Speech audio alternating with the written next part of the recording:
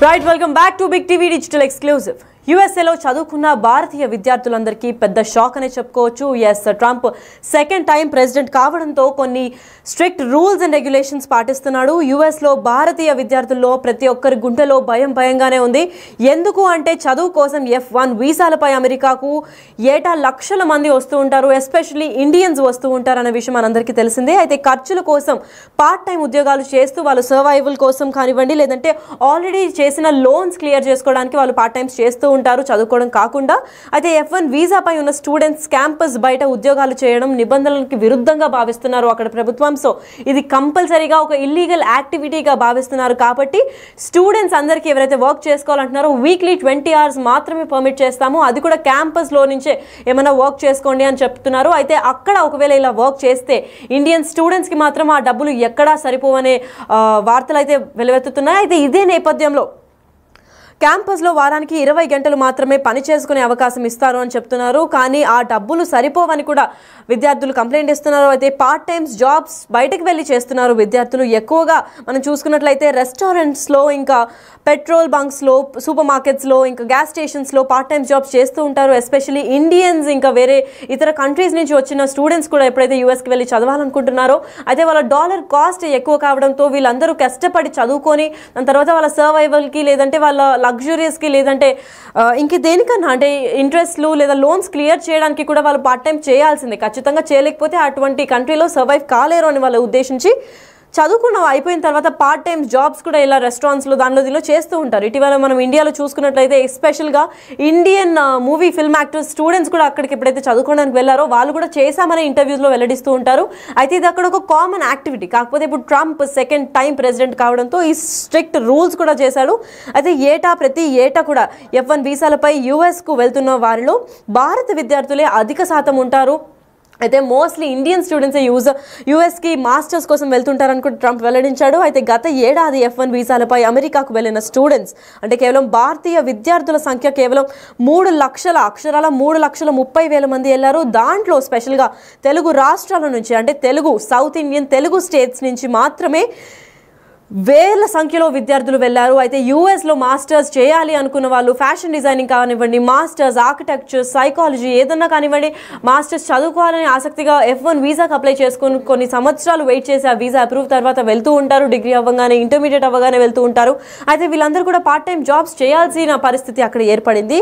అయితే ఇప్పుడు కేవలం లాస్ట్ అకాడమిక్ ఇయర్ మనం చూసుకున్నట్లయితే 2023 to 2024 మనం చూసుకున్నట్లయితే యూఎస్కి వెళ్ళిన అంత లక్షలాది మందిలో 1355 మెంబర్స్ అంటే 1355 మంది తెలుగు స్టూడెంట్స్ మాత్రమే ఉన్నారు. కేవలం తెలుగు స్టూడెంట్స్ మాత్రమే వేల సంఖ్యలో ఉంటే మరి ఇతర రాష్ట్రాలు, ఇంకా నార్త్ ఇండియా నుంచి ఈస్ట్ వెస్ట్ అన్ని సైడ్స్ ఆఫ్ ఇండియా నుంచి, భారతదేశం నుంచి చాలా లక్షలాది మంది అక్కడికి యూఎస్కి వెళ్ళి చదువుకోవాలని ప్రయత్నిస్తున్నారు. కాబట్టి కొన్ని లక్షలాది సంఖ్యలో కూడా తెలుగు వాళ్ళే ఎక్కువగా ఉండడంతో అక్కడ వాళ్ళు మెన్షన్ చేసింది క్లియర్గా ఏంటి అని అంటే చాలా క్లియర్గా 20 hours మించి మీరు వర్క్ చేయకూడదు. ఎందుకంటే అది F1 వీసా రూల్స్కి విరుద్ధం. అండ్ ఆల్సో స్టూడెంట్స్ అంటే F1 వీసాకి ఎస్పెషల్గా స్టూడెంట్స్కి ఇవ్వాల్సిన వీసాని F1 వీసాగా ఇస్తారని మనందరికీ తెలిసిన విషయమే. అయితే F1 వీసా ఎప్పుడైతే స్టూడెంట్ వీసా అని అంటారో అది కేవలం చదువుకోవడానికి మాత్రమే. సో అక్కడికి యూఎస్కి ఇండియా నుంచి కానీ ఇతర కంట్రీస్ నుంచి కానీ వెళ్ళిన వాళ్ళు F1 వీసా వచ్చింది అంటే కేవలం చదువుకొని ఆ టాస్క్ అంటే ఆ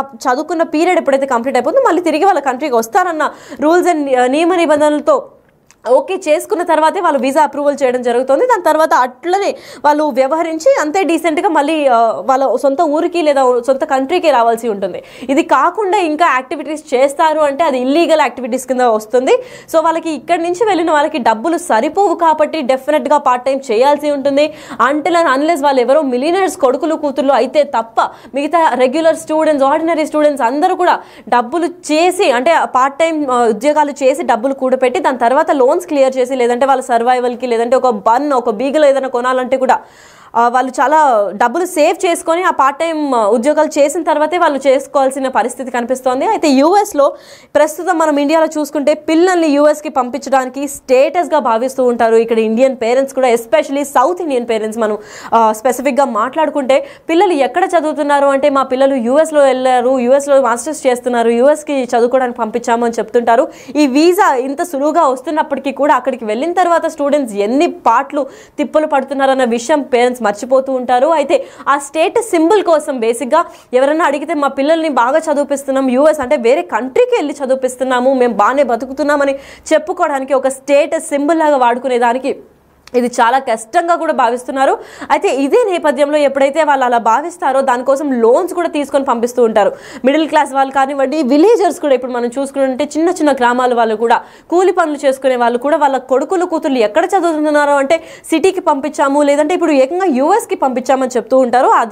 అదే పరంగా లోన్స్ చేస్తూ ఉంటారు. వాళ్ళ దగ్గర అంత మనీ ఉండకపోయేసరికి వాళ్ళ పిల్లలు బాగా చదువుకొని సెటిల్ అవ్వాలనే నేపథ్యంలో చాలా లోన్స్ కూడా తీసుకొని డెత్స్ చేసి దాని తర్వాత లోన్స్ క్లియర్ చేస్తూ వీళ్ళు పనిచేస్తూ ఉంటారు ఇండియాలో పేరెంట్స్ కూడా. అయితే స్టూడెంట్స్ కూడా అక్కడికి వెళ్ళి ఏమీ అంత ఎంజాయ్ చేయలేరని చెప్పుకోవచ్చు. ఎందుకంటే వాళ్ళకు కూడా అంటే ఇక్కడ చాలా డబ్బులు మనం ఒక 86 రూపీస్ నుంచి 88 రూపీస్ దాకా ఇస్తే వాళ్ళకి ఒక $1 సమానం అవుతుంది. ఇంచుమించు వాళ్ళకి ఒక రూపాయితో సమానం. రూపాయికి అక్కడ ఏమీ రాదు, లిటరల్గా ఏమీ రాదు. కాబట్టి యూఎస్లో ఇక్కడ నుంచి మనం ఎంత సంపాదించి పంపించినా కానీ అక్కడ తక్కువే. కాబట్టి వాళ్ళు సొంతంగా కూడా అక్కడ పనిచేయడం స్టార్ట్ చేస్తున్నారు. అయితే ప్రతి స్టూడెంట్ కూడా అక్కడ పార్ట్ టైం జాబ్ ఉంటుంది.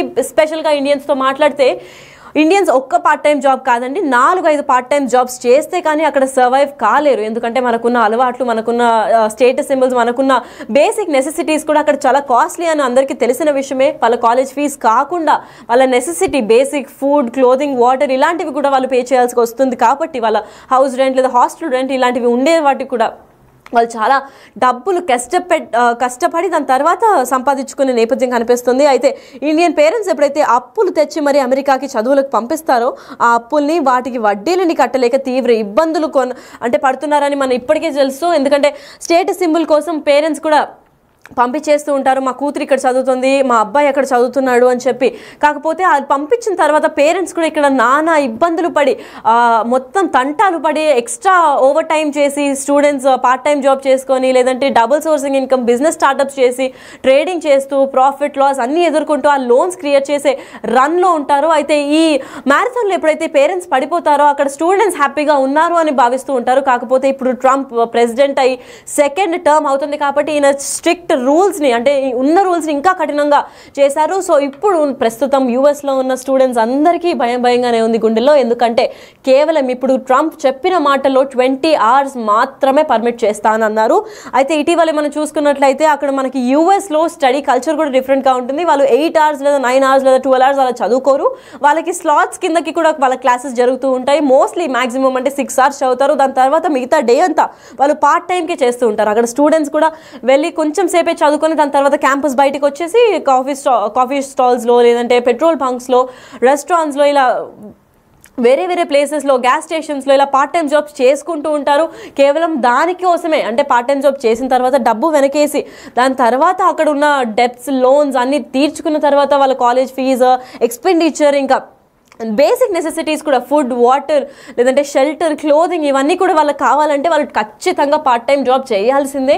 లేదు అంటే ఇండియన్ నుంచి మనం ఎంత డబ్బులు పంపించినా వాళ్ళకి తక్కువగానే ఉంటుంది. ఎందుకంటే వాళ్ళ డాలర్ ఈజ్ ఈక్వల్ టు మనకి చాలా డబ్బులు ఇక్కడ.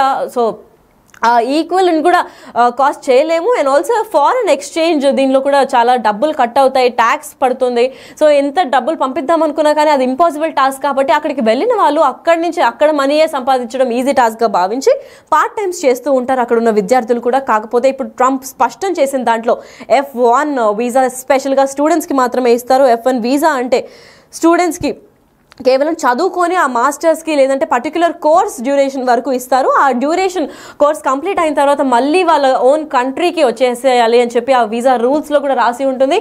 F1 వీసా కేవలం స్టూడెంట్స్కి మాత్రమే ఇస్తారు. కాబట్టి ఆ F1 వీసాని దుర్వినియోగం చేసుకోకూడదు. స్టూడెంట్స్ కేవలం స్టూడెంట్ వీసా ఇచ్చినప్పుడు చదువుకొని మళ్ళీ రిటర్న్ రావాలి తప్ప వీళ్ళు పార్ట్ టైం జాబ్ చేసి మా ఎకానమీ కూడా దెబ్బతీస్తున్నారు అని చెప్పి పలు వార్తలు వినిపిస్తున్నాయి. అయితే దీంతోనే ఈ స్టాండ్ డొనాల్డ్ ట్రంప్ తీసుకున్నారని కూడా వినిపిస్తుంది. సో ప్రస్తుతం యూఎస్లో ఉన్న మనోళ్ళందరూ కూడా చాలా భయాందోళనకు గురయ్యారు. ఇప్పుడు ఏంటి అని ఆలోచిస్తున్నప్పటికీ 20 hours వీక్లీ మీరు బయటికి వెళ్ళి వర్క్ చేసుకోవచ్చు అని పర్మిషన్ ఇచ్చినప్పటికీ అది 20 hours వాళ్ళు వర్క్ చేసినా కానీ ఏ మూలకి కూడా సరిపోదు. సో అక్కడున్న వాళ్ళు ఇండియాకి తరలి వస్తారనే అనుకోవచ్చు. ఎందుకంటే అక్కడున్న స్టూడెంట్స్ కూడా చాలా ఇబ్బందులు ఫేస్ చేస్తున్నారు ఇప్పటికే. అయితే ఇప్పటి నుంచి కూడా ఈ స్ట్రిక్ట్ రూల్స్ అమలు కావడంతో ఇప్పటికీ ఇంకా స్టేటస్ సింబల్ అవంతా పక్కన పెట్టి ప్రాక్టికల్ లైఫ్లో ఆలోచించి ఎక్కడ పంపిస్తే ఎంత ఖర్చు అవుతుంది అని చెప్పి పేరెంట్స్ కూడా ఒకటి రెండు సార్లు మళ్ళీ వెరిఫై చేసి లోన్స్ ఏవి చేయకుండా ఉన్న స్టేటస్లో ఉన్న దాంట్లో ఇండియాలో కూడా బెస్ట్ ఎడ్యుకేషన్ ఉంటుంది.